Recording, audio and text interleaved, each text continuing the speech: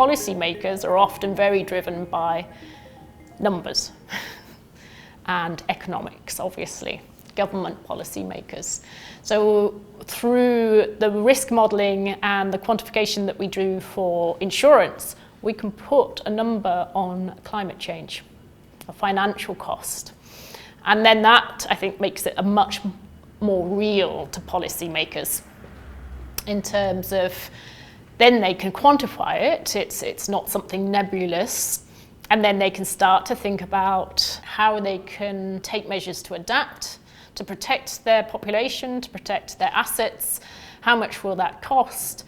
Cost-benefit analysis, all these sort of economic principles can be brought about it through this lens that we use in the insurance industry. We've learned a lot. We've learned how to work better between academia and business. We've learned how standards are so important.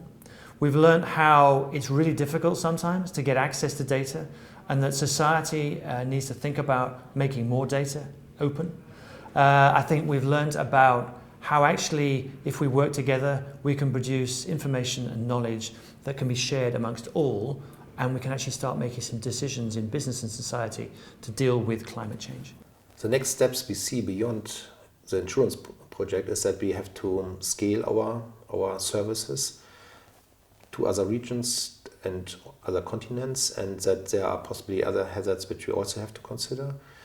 And with ongoing climate change, I think the work simply will go on. What we have done now are demonstrators where we show there is additional value when talking to each other, but there are so many things still to do that we deeply believe that there has to be further cooperation. Right now, I would say it's quite important to include the partners from the industry and from the governmental side from the first day on. I think this is quite important that you not develop something in science and say, here's the product, would you like this? And then often it comes out, well, it is nice, but we cannot use this. So in the H2020 insurance project, we had a lot of insurance and reinsurance companies on board from the first day on, and we in the end co-designed the products, and this was quite helpful for us, that we say, okay, now we have a product which is scientifically proven, but it's also usable for the insurance and reinsurance companies. So out of the outcome of the project is the model itself, the quantification of the impacts of climate change, but also knowledge and knowledge sharing and connections between these sectors that traditionally wouldn't necessarily be talking to each other very well.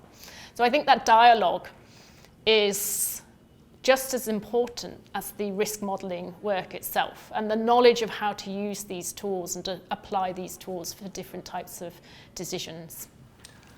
So a risk model is not, you need the human brain and you need to take decisions on the basis of a model. But a good, solid model is a very good support for decision making, and that's what it's all about. So our work carries on. We have with Oasis now a great ally. We have also with the scientists we've met through the project, allies. We keep talking. We're looking for the next projects and then getting better and better and better in predicting what is going to happen in the next 5, 10, 25, 50 years. I think that the Oasis H2020 project is really advanced in looking at how society can use this scientific information for tools that can actually analyse the risk that society is having. So things like the flood tools can be used to assess the potential for flood now and in the future, and with that, how to create or where to place new infrastructure, so protecting our economic future really, and also our life and our personal assets. So the project really does have a firm sort of grounding in looking after people really.